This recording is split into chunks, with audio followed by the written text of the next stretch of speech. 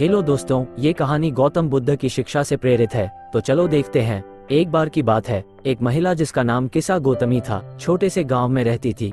उसके एकमात्र बेटे की बीमारी से मृत्यु हो गई थी और वह अपने बेटे के शव को लेकर बहुत दुखी थी।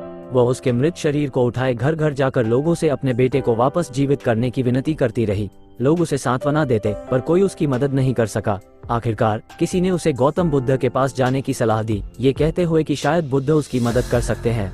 अपनी अंतिम उम्मीद के साथ किसा गौतमी बुद्ध के पास पहुंची और उनसे अपने बेटे को जीवित करने की प्रार्थना की। बुद्ध ने शांतिपूर्वक उसकी बात सुनी और कहा, मैं तुम्हारे बेटे को जीवित कर सकता हूँ, लेकिन इसके लिए मुझे सरसों के कुछ दाने चाहिए, पर शर्त यह है कि ये दाने ऐसे घर से लाए जाने चाहिए जहाँ कभी किसी की मृत्यु न हुई हो। किसा गौतमी आशा से भरकर घर घर गई और सरसों के दानों की मांग करने लगी। हर घर में लोग उसे सरसों के दाने देने को तैयार थे, लेकिन जब वह पूछती कि क्या इस घर में कभी किसी की मृत्यु हुई है, तो हर जगह उत्तर हाँ ही मिलता। किसी ने अपने माता पिता, भाई बहन या किसी करीबी को खोया था।